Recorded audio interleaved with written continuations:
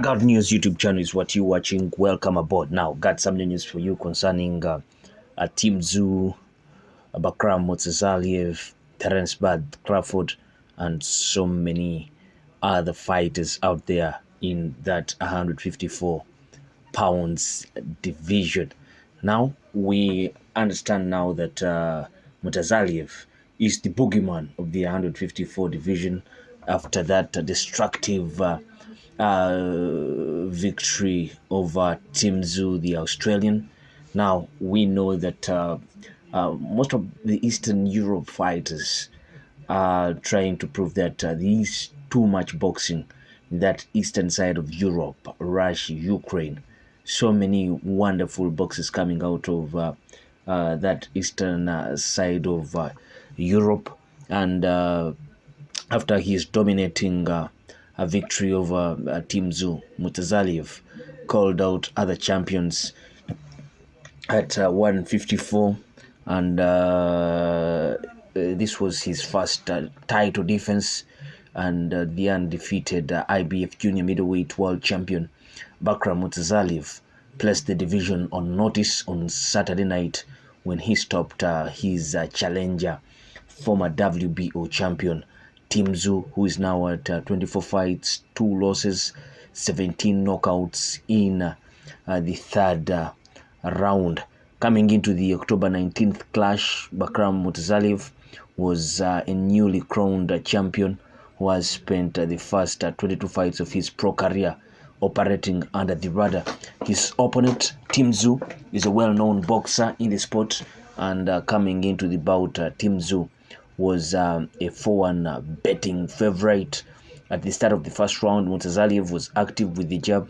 In the second half of the opening round, Tim Tszyu and Bakhram Murtazaliev exchanged solid power shots. Tim Tszyu had success landing the right hand, while Murtazaliev was able to connect with the right hand and the left hook. Earlier on in the second round, the champion Bakhram Murtazaliev connected with the 1-2 combination and immediately followed it up by landing a big right hand. The challenger Tim Tszyu responded by pressing forward and landing a hard right hand shot. Seconds later, Murtazaliev landed the left hook that sent Tim Tszyu down to the canvas. Tim Tszyu was able to get up, but he went down for a second time when Murtazaliev connected with another strong left hand shot. Standing on wobbly legs, Tim Tszyu stood in the pocket and exchanged power shots with the defending IBF champion. During the course of the trading power shots, Tim Tszyu was visibly hurt once again when Murtazaliev landed a double left hook. Now, an unbalanced Tim Tszyu tried to hold, but Murtazaliev avoided the clinch by landing hard right hands and left hands. In the closing seconds of the second round, Murtazaliev landed a big right followed by a left hook. Murtazaliev would go on to post his third knockdown of the round when he landed an overhand right. Again, Tim Tszyu was prepared to go out for the third round, but the doctor came in the ring to examine Tim Tszyu. After examining him, the doctor allowed the fight to continue. Tim Tszyu came out and attempted to tighten his high guard, but Murtazaliev landed shots around the guard. Murtazaliev's left hook was his money shot all night long. And he dropped Tim Tszyu for a fourth time after connecting with the counter left hook. Once again, Tim Tszyu was able to get up and continue, but after getting caught with consecutive right hands, Tim Tszyu's corner threw in the towel to officially stop the fight. But even before them throwing in the towel, I remember the referee had already told Tim Tszyu that if you knock down again and you seem to be in such a situation, I'm going to stop the fight. And I think the corner heard that, and they immediately knew that the fight was going to be stopped, and it was better for them to save face and throw in the towel. So Bakhram Murtazaliev is now at 23 fights, no losses, 17 knockouts, and he has accomplished his goal of making a statement at the expense of one of the most recognizable boxers in the weight class.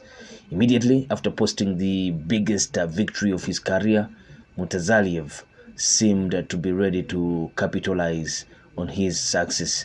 Prior to his bout with Tim Tszyu, some people labeled Murtazaliev as the weakest champion at 154.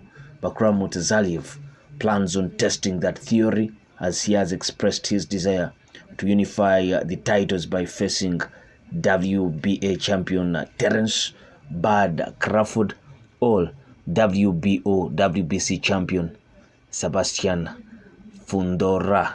Now that is what's up in that 154 division. Murtazaliev feels he wants to unify before moving up to another weight class, but first he feels he should be going in for a fight with either Crawford or Fundora for the meantime. But if the Crawford-Fundora fight materializes, then maybe the winner can go on to get it up with